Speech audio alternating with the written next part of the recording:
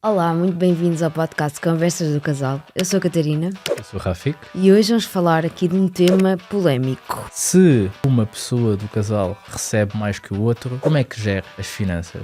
Nós podemos dizer como é que nós aconselhamos ou como é que nós fazemos, mas isso não significa que isso seja aplicável a todas as situações familiares, a todas as situações de casais. O casal não tem problema em dividir a cama, mas tem problema em dividir o dinheiro. Por que é que tu achas que isso acontece? O ponto central da questão, não é? Que é a questão da confiança, não é? As pessoas, ou neste caso os casais, trazem a confiança para vários patamares da vida e avaliam de forma diferente. E daí haver muito esta questão do se eu recebo mais, eu tenho mais poder. Então eu não vou abdicar desse poder para poder ficar igual e gerir as coisas todas em conjunto. E não quer dizer que as pessoas que nos estejam a ouvir pensem dessa forma, porque eu acho que quem nos está a ouvir já está com uma camada de consciência diferente em que pensa a unificação do rendimento e o dinheiro é de todos, em vez de ser o dinheiro só de um. Olá, muito bem-vindos ao podcast Conversas do Casal. Eu sou a Catarina. Eu sou o Rafik.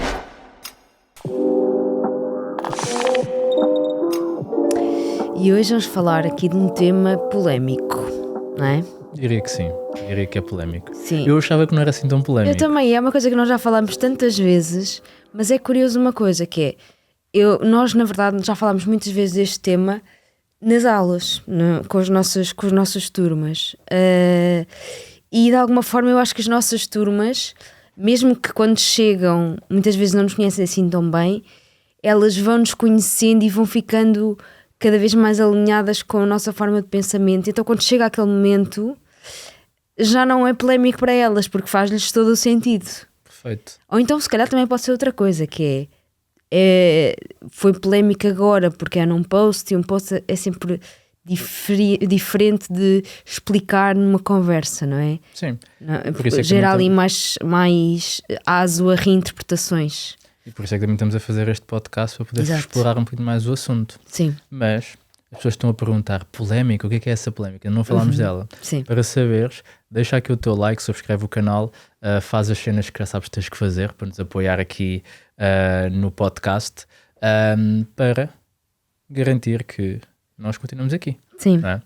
E vamos lá então, o que é que vamos falar? Vamos falar de se um ou uma pessoa do casal recebe mais que o outro, como é que gera as finanças do casal? Não é? Porque nós fizemos um post a dizer se tu ganhas mais do que ele ou do que ela, não é? Vê este post para saberes como vais gerir as tuas finanças em casal. Isso gerou muita polémica. Gerou polémica a ponto de haver pessoas a dizer assim, mas e se ele me trai ou se ela me trai? Isto não é justo.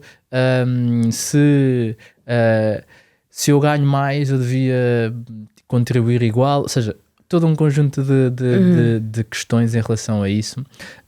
E portanto vamos falar aqui um bocadinho sobre como é que nós gerimos as nossas finanças em casal, não é? Como é que nós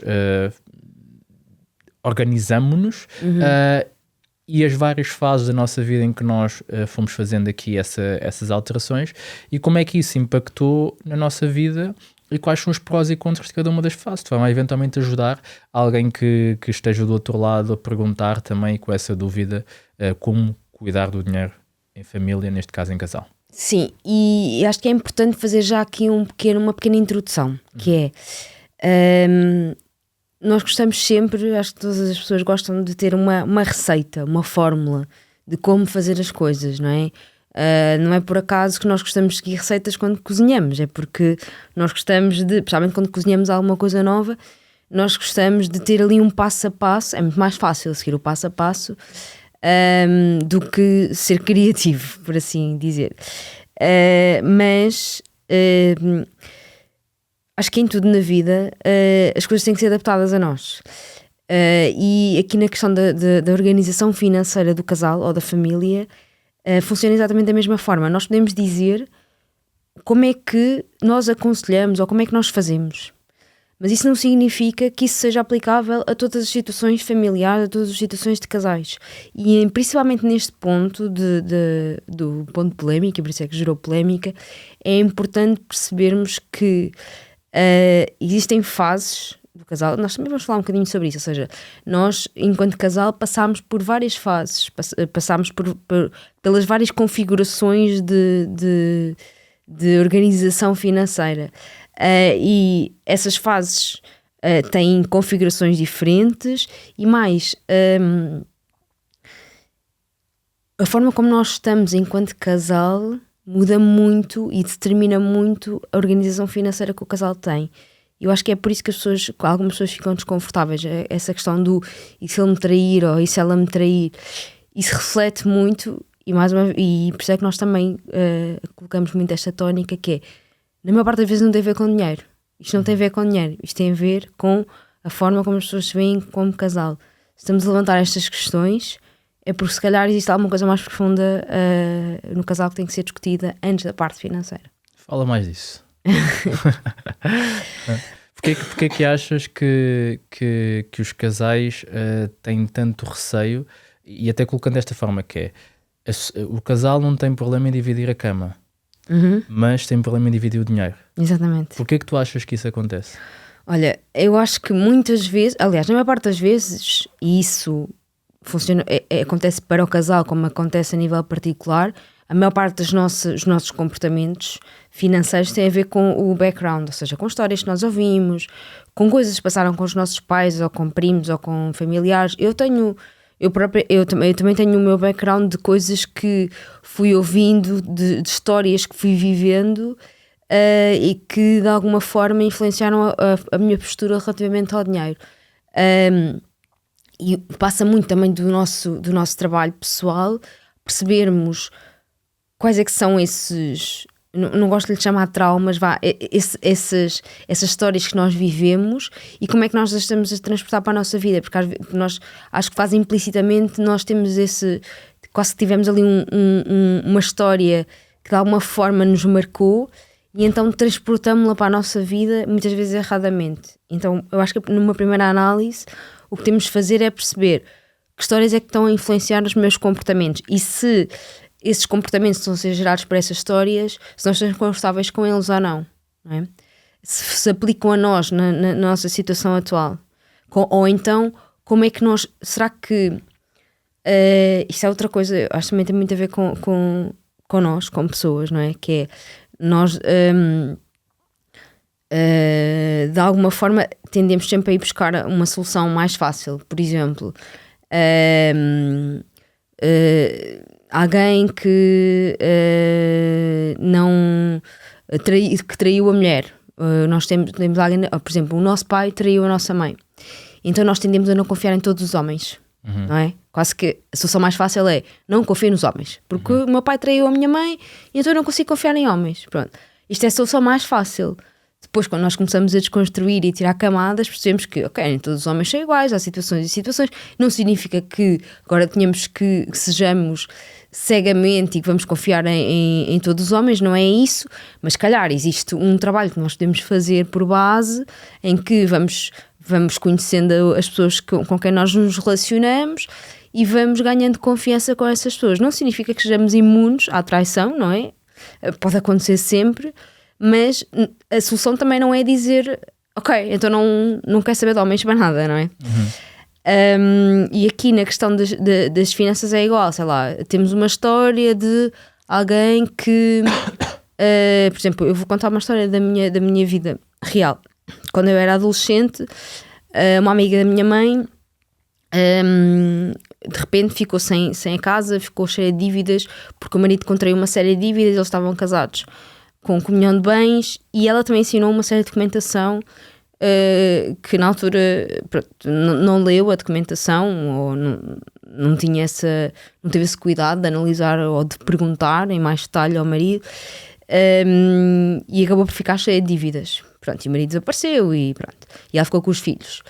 Isso foi uma história que me traumatiza muito e eu lembro perfeitamente de estar a mudar, estar a fazer mudança de casa, estar a ajudá-la na mudança de casa e da mãe dela se virar para mim e disse: nunca confies o teu dinheiro nos homens, noutra pessoa e não sei o quê. Pronto, ou seja... Não seguiste essa regra.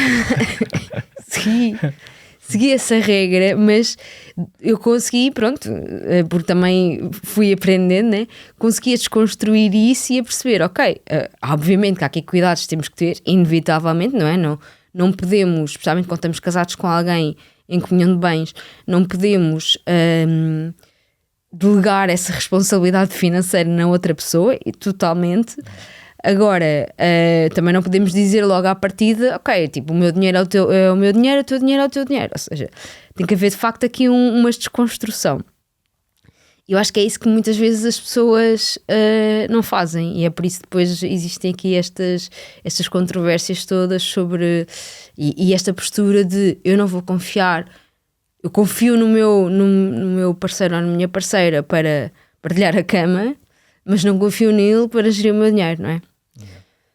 Eu acho que esse é um ponto que é o ponto central da questão, não é? Que é a questão da confiança, não é? Porque as pessoas, ou neste caso os casais, trazem a confiança para vários patamares da vida, não é? E avaliam de forma diferente, porque, sei lá, eu penso assim, se alguém confiou noutra pessoa para colocar um filho ou uma filha no mundo, eu acho que isso é o patamar máximo do risco, entre aspas, porque no limite, a partir desse momento, tu não consegues descolar daquela pessoa. Tens sempre um ponto em comum com aquela pessoa para o resto da vida. Então, a partir do momento em que alguém se deita na cama para poder ter um filho com outra pessoa, devia haver a conversa sobre o dinheiro. Não é? Devia haver a conversa sobre tudo. Antes até. Sobre tudo, sim. Exatamente. Porque, para mim, esse é o risco máximo. Não é? É o risco máximo. Mas é mais fácil tu nem sequer precisas quase conhecer a pessoa para poderes ir para a cama com ela e assumir o risco de ter um filho, mas depois, do ponto de vista financeiro, já não é bem igual. Existe todo um conjunto de camadas que a pessoa tem antes de confiar a componente financeira. E eu acho que é porque as pessoas associam dinheiro efetivamente a poder, entre aspas, não é? E é verdade, não é? Ou seja, é uma forma de ter mais poder sobre a outra pessoa. E daí haver muito esta questão do se eu recebo mais, eu tenho mais poder. Então eu não vou abdicar desse poder para poder ficar igual e gerir as coisas todas em conjunto. E não quer dizer que as pessoas que nos estejam a ouvir pensem dessa forma, porque eu acho que quem nos está a ouvir já está numa camada de consciência diferente em que pensa numa unificação, se vivem já em casal, não é? Numa unificação do rendimento e o dinheiro é de todos, em vez de ser o dinheiro só de um. Mas acho que existe um ponto aqui muito crucial, que é a questão da confiança. Sim, e na verdade é duas posturas enquanto casal. Ou estamos enquanto casal, de facto, aqui a competir um contra o outro e cada um faz pela sua vida, independentemente de depois terem coisas comuns, como a casa e os filhos, etc. Mas cada um faz por si. Ou estamos enquanto casal, os dois a remar para o mesmo lado, para o mesmo objetivo. Por isso é que eu estava a dizer que não é sobre dinheiro, é sobre como é que o casal está e como é que o casal se vê. E quando o casal está um contra o outro, não é? Aparentemente até parece que não está um contra o outro, mas implicitamente está. Tem essa postura de não, eu ganho mais, portanto eu tenho direito a poder fazer mais compras de roupa, tenho direito a ir comer mais vezes fora, pronto, ponto final. Ou então eu ganho menos e pá, vou ter que me limitar mais na minha vida. Isso é a postura de estar um contra o outro, tipo, pá, ou então é de género, eu ganho mais, não vou estar a sustentar ele que não quer saber ou que está aqui e não está, tipo, não está a trabalhar mais, não se está a esforçar mais para ganhar mais, não é? E essa postura, eu não estou a dizer que quem ganha mais está errado a pensar que não vou estar a sustentá-lo.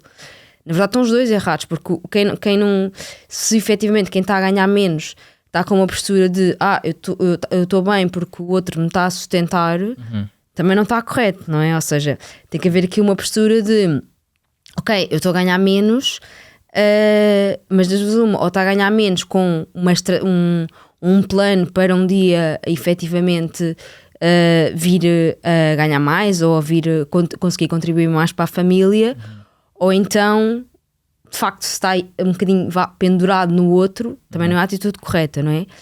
E ao mesmo tempo quem está a ganhar mais e quem sente que está a sustentar o outro também não está a olhar para o casal de uma forma una, não é? Tipo, está a olhar para si e está a pensar, está aqui este empecilho. Sim. Sabes, eu não concordo a 100% com isso.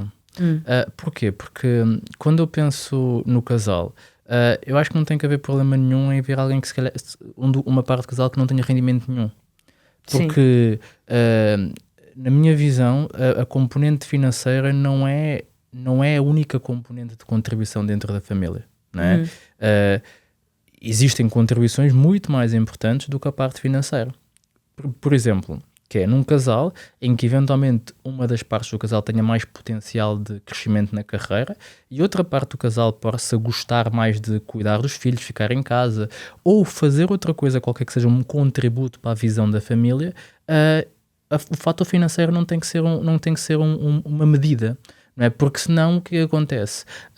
Existe uma parte do casal, seja o homem ou a mulher, que quer ficar em casa, por exemplo, a tomar conta dos filhos, mas vai sentir a pressão de estar em casa a tomar conta dos filhos porque não está a trazer dinheiro para dentro de casa. E isso, para mim, não é uma medida, porque se foi um acordo do casal, se foi uma decisão do casal, está alinhado. E aí falamos daquilo que estamos a falar, da questão que estavas a trazer e bem, que é a questão da visão, que é, eu acho que aí a visão do casal é que não está alinhada em direção a um determinado sítio. Porque não tem que trazer os dois o mesmo valor para dentro de casa, até porque estatisticamente é impossível quase, ou a probabilidade é muito baixa, porque querendo ou não, a mulher, entre aspas, pela configuração da sociedade, por tudo, acaba por ter fases da vida em que está mais afastada da carreira. E é injusto ser prejudicada por isso, se a mulher quiser seguir uma carreira, mas a sociedade empurra para esse lado. Então quase que seria uma castração, entre aspas, e castração emocional e até de status, a dizer que aquela pessoa que vai ficar com menos rendimento na carreira ao longo da vida tem que se esforçar para poder equilibrar a balança, porque a balança, acho eu, não se equilibra por esse lado. Sim, ok, eu percebo o que é que estás a dizer e concordo com o esforço, não tem que ser um esforço financeiro, totalmente de acordo. A pessoa que fica em casa, por exemplo, a cuidar dos filhos, tem outro tipo de esforço e tem outro tipo de trabalho, não é? Que pode não estar a trazer dinheiro, mas até pode estar a reduzir os custos, eventualmente, ou mesmo que não esteja a reduzir os custos, está a contribuir para toda uma harmonia da família, não é? Mas eu tenho aqui, e eu tenho certeza que esta questão surge na cabeça das pessoas, porque é uma situação que eu acredito que até tenha acontecido mais vezes no passado, que é, principalmente em famílias em que tradicionalmente a mulher ficava em casa, não é? E portanto o homem era um homem que recebia um rendimento e era o homem que sustentava a casa financeiramente. E depois tem aquela crise de meia-idade e decide sair de casa. Como é que a questão, eu percebo esta questão que surge na cabeça das pessoas, que é como é que fica a mulher nestas situações em que de repente ela deixa de ter o rendimento do marido, ou teoricamente deixa de ter direito a receber o acordo que existe como família deixou de acontecer e portanto ela deixa de ter ali a fonte de rendimento dela normal, não é? Como é que isso fica? Olha, na minha visão, eu acho que aqui é que entra a literacia financeira, que é a proteção, entre aspas, ou a construção do património tem que ser uma construção de património conjunta. Que é, a partir do momento em que nós estamos a construir juntos, o património é dos dois. Estatisticamente, um divórcio leva... Ou seja, quando olhas para uma grande parte dos milionários, perdem uma grande parte do seu património em divórcios. Porquê? Porque a mulher ou o homem, independentemente de quem for o milionário, está protegido, porque existe literacia, existem contratos. Existe um contrato que diz que se eles estão casados em comunhão de bens e construção daqueles bens, então, quando chega lá à frente, se houver um divórcio, existe uma divisão desse património. Não é? Existem acordos pré-nupciais, existe todo um conjunto que eu acho que vem da literacia, entre aspas, que as pessoas têm que ter para poder haver essa proteção dentro da família e dentro do casal, ok?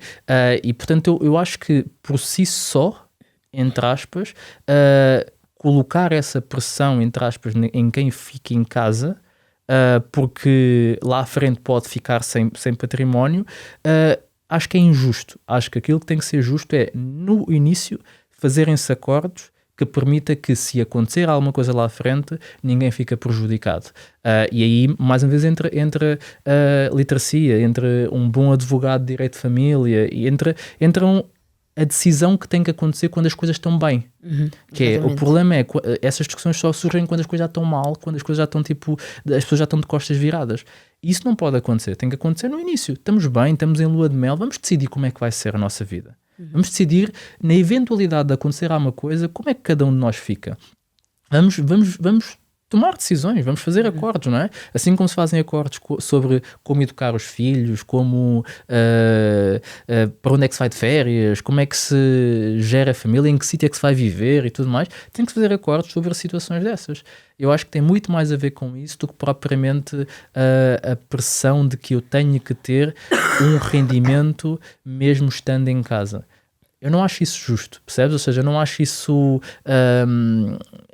teoricamente correto ou filosoficamente correto, porque se um casal é não é? Se estamos a trabalhar em conjunto, eu não tenho que trabalhar igual, eu tenho que usar as forças de cada para poder maximizar o casal. E estamos a trazer aqui o exemplo extremo de ficar em casa, mas pode ser outros exemplos, pode ser o exemplo que acontece às vezes em muitas famílias mais ricas, que é uma das partes está a gerir o negócio e outra das partes está a gerir a fundação.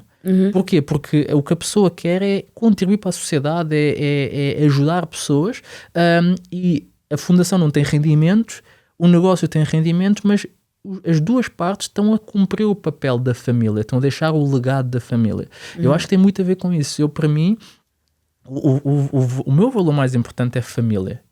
E porquê? Por causa que eu estava a dizer do início, que é as histórias do passado levaram-me a não ter uma família que eu gostava de ter, e hoje eu procuro construir essa família. Então, para mim, isso está acima de muita coisa. Então, a partir desse momento, eu não quero, entre aspas, que aconteça, ou que exista essa pressão de que quem fica mais vulnerável do ponto de vista financeiro seja prejudicado em qualquer circunstância. E acho que isso tem muito a ver com seriedade, com valores, com princípios, com visão alinhada e, obviamente, com proteção de cada uma das partes dentro dessa jornada.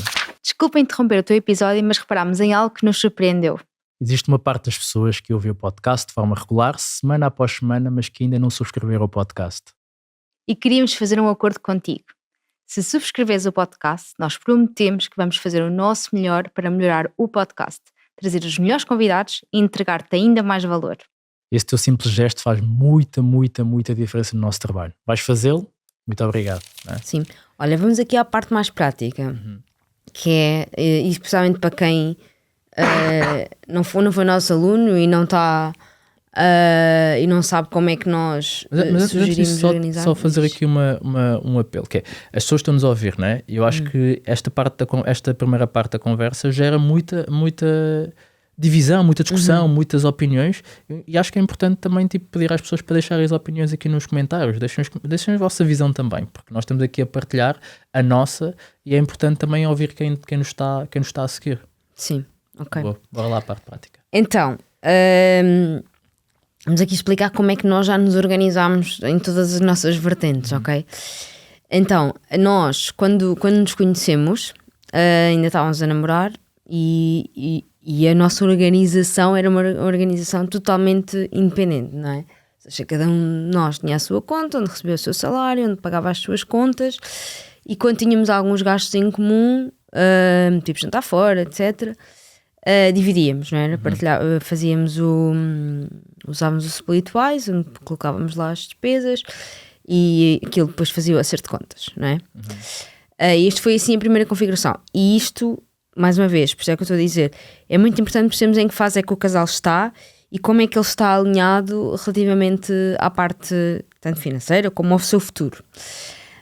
Depois, quando nós fomos viver juntos, passámos a ter contas, passámos a ter gastos comuns mais frequentes, não é? Ou seja, o Splitwise já não dava assim tanto jeito, estávamos a apontar todas as despesas, e então abrimos uma conta conjunta, onde nós transferíamos um determinado valor, de acordo com os gastos que nós tínhamos em comum, e era dessa conta que saíam os pagamentos que nós tínhamos em comum.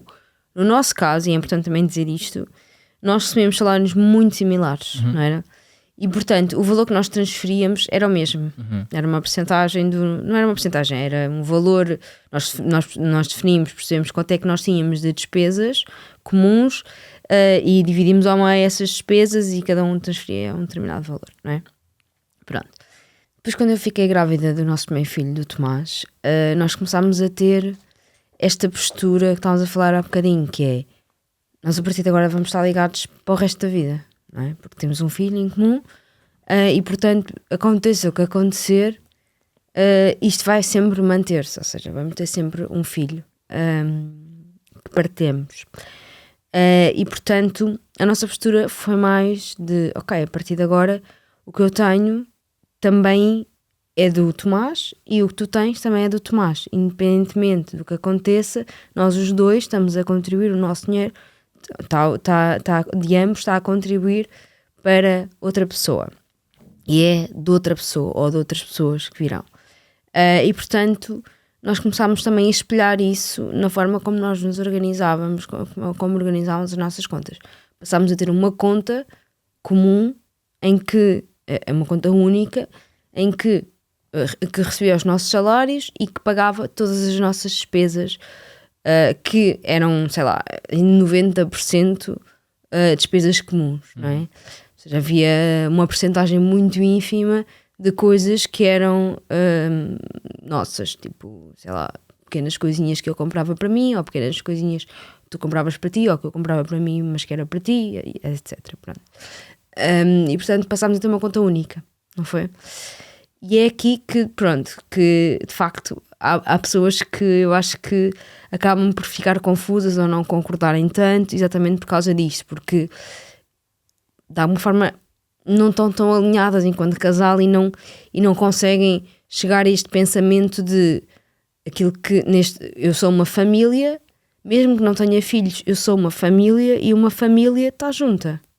Ponto final. Não há uma família, mas pode acontecer qualquer coisa e podemos parar. Não estou a dizer que não nos tínhamos que precaver, como estávamos a falar há bocadinho, principalmente quando há situações muito desfasadas a nível de rendimentos, em que efetivamente se acontecer alguma coisa, existe um trabalho, uma conversa que tem que haver antes, uma formalização que tem que haver antes para as pessoas se protegerem, mas é uma família. No final do dia. Sim. Eu acho que o desafio até vem um passo antes, que é naquela questão da conta conjunta e qual é que é o contributo para a conta conjunta, não é? Porque nós tivemos a particularidade, temos salários praticamente iguais, então nós definimos um valor e transferimos 50-50. Mas nesses casos específicos em que existem salários dispares, não é? Imaginemos um cenário em que uma pessoa do casal recebe 2.000, o outro recebe 1.000. Não é? 3.000 é esse salário conjunto da família, mas depois as despesas comuns são, por exemplo, 1.500 euros, ok? A pessoa que recebe 1.000 contribui com 1.000, não é? Yeah. E a pessoa que recebe Não, contribui com 750, se fosse 50%. Exatamente, eu ia fazer já a versão proporcional, mas imaginemos que é 50%, então 750 da pessoa recebe 2.000, 750 da pessoa recebe 1.000.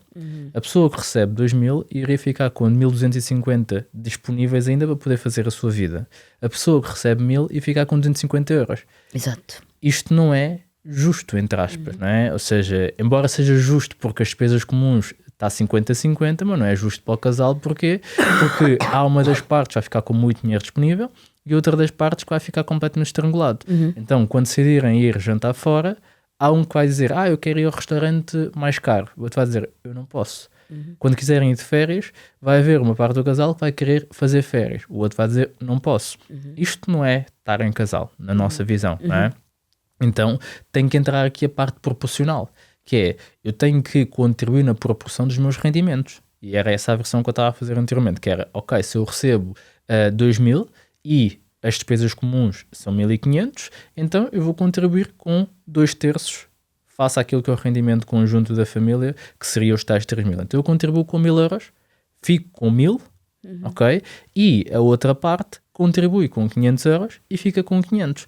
Ok, existe uma parte do casal que fica com mais dinheiro disponível, é verdade, mas a outra parte fica também com a mesma proporção, com 50% do seu dinheiro disponível. E isso traz um bocadinho mais de equidade, pelo menos no processo, de contribuição para as despesas comuns. Sim. Embora, a partir do momento em que nós olhamos para a lógica como família, a versão que é a mais correta é olhar para o dinheiro como sendo uno, como sendo do casal, como sendo da família, porque apenas assim é que quando se vai de férias, quando se vai jantar fora, não existe uma culpa, entre aspas, de quem está a contribuir menos e uma sensação de que está a fazer mais a da pessoa que recebe mais e que contribuiu mais. Porque esse sentimento, eu diria mesmo que o sentimento de achar que é injusta a contribuição dentro de uma gestão financeira da família é o início do fim do relacionamento. E na verdade é um bocadinho egoísta, não é? É muito, por isso mesmo, porque é egoísta. Sim. E eu estava-me a lembrar, nós de facto naquela fase em que tínhamos uma conta conjunta e cada um tinha a conta separada, o nosso salário era muito semelhante, mas houve uma fase da nossa vida em que tu já tinhas despedido e o teu rendimento era quase Zero. inexistente. Sim. E era o meu salário que pagava tudo, na verdade. Eu estava a pensar, estava a tentar refletir aqui um bocadinho sobre como é que eu me sentia na altura. Porque imagina, o meu primeiro pensamento foi, pensando noutras situações de outras pessoas que conhecemos, em que há uma pessoa que ganha muito mais que outra, e que eu lembro-me de haver assim às vezes alguma partilha de frustração da pessoa que ganhava mais, de querer comprar algumas coisas e não poder, porque, enfim, pronto, o seu salário acabava por ter que pagar ali mais contas do que a outra pessoa, porque a outra pessoa não tinha tanto rendimento. E pensava, realmente às vezes pode ser um bocadinho injusto para a pessoa, ela pode se sentir um bocadinho injustiçada. Mas eu estava a pensar quando foi connosco, e eu não me lembro, muito honestamente, eu não me lembro de sentir isso, sentir que eu estava a sustentar ou que eu me sentia privada de alguma coisa. Eu acho que é exatamente por causa disso, porque eu sabia que aquilo que eu poderia, ou seja, aquilo que eu estava, entre aspas, a abdicar de comprar, não era completamente supérfluo, não é? Face a toda a situação que nós podíamos estar a viver. Para mim foi muito honestamente, foi muito, fiquei muito aliviada quando tu te despediste e começaste a fazer uma coisa que gostavas, porque efetivamente tu estavas a gostar daquilo que estavas a fazer. E eu acho que o bem maior sobressaiu muito mais do que eu querer comprar uma camisola no Corte Inglês e não poder, percebes? E nós vivíamos ao lado do Corte Inglês, a tentação era grande. Portanto, eu acho que tem mesmo a ver com a questão do alinhamento, de quão claro está para nós esta questão da jornada enquanto casal, não é? Sim. E eu acredito que isto só aconteceu porque nós, efetivamente, nós já tínhamos começado a nossa jornada para a liberdade financeira. Sim. Então, a partir desse momento, nós, efetivamente, sentámos, conversámos, desenhámos a nossa jornada para a liberdade financeira, sabíamos exatamente o quanto é que tínhamos que investir, o que é que tínhamos que fazer, e eu, antes também de me despedir, eu conversei contigo, ou seja, conversámos os dois e definimos como é que seria esse processo e quanto tempo é que seria necessário para poder começar a gerar rendimentos e tudo mais. E quando olhamos para isto, eu acho que essa é uma boa história de partilhar em relação à questão dos ciclos, entre aspas, não é? Que é, nesse momento eu tomei a decisão de me despedir para poder dar mais energia ao rico casal, ao nosso investimento imobiliário e tudo mais. Ou seja, é um ponto que é, eu não me despedi para ficar sentado em casa. Sim, não é? claro. Então foi planeado, foi decidido, não é? Entre os dois, e foi acordado, mais uma vez o poder dos acordos. E depois, quando chegou o momento também que tu tiveste de despedir, nós estávamos preparados para que tu te despedisses. Porquê? Porque houve um momento antes em que efetivamente nós já tínhamos tido o processo anterior, que é, eu despedi-me, comecei a gerar algum resultado e depois chegou-se a oportunidade de tu te despedires para que nós gerássemos em conjunto ainda mais resultado.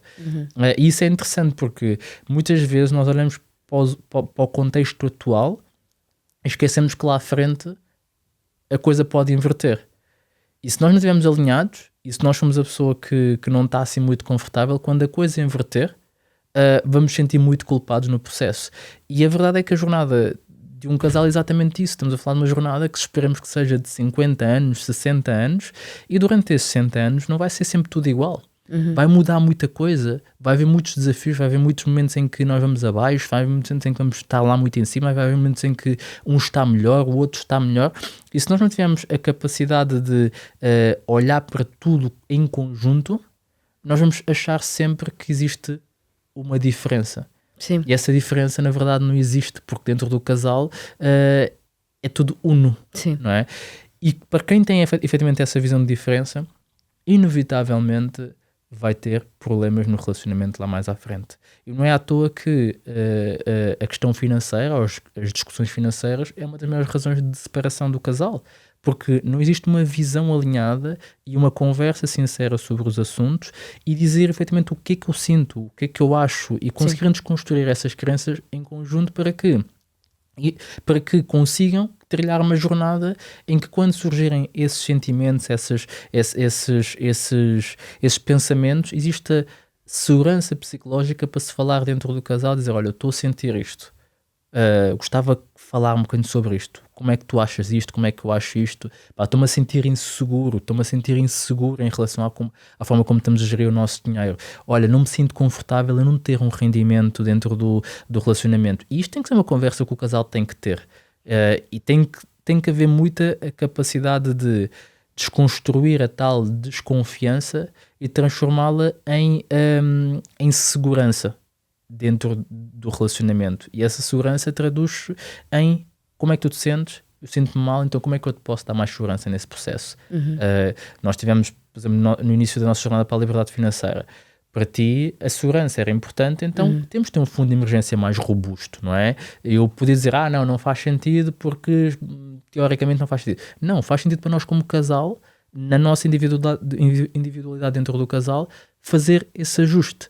Então isso é uma das conversas que eu acho que poucos casais têm e deveriam ter, e nós vamos procurar trazer também este assunto com mais profundidade e com mais consistência, porque nós às vezes achamos que falar de dinheiro, é falar de investimentos, mas falar de dinheiro é falar de pessoas, é falar do casal, é falar de crenças, é falar de valores.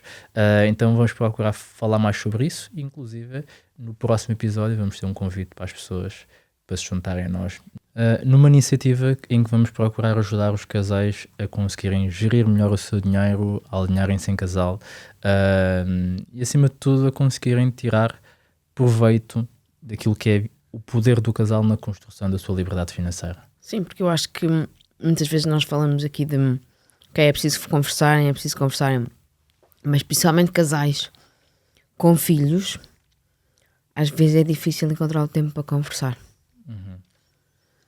Então eu acho que é importante forçar a ter esse tempo. Boa. Gostaste? Gostei. Boa. E tu? Gostaste? Espero que tenhas gostado. Deixa aqui o teu gosto. E é isso. Vemos no próximo episódio. Beijinhos. Abraços. E muitos palhaços. Tchau. Tchau.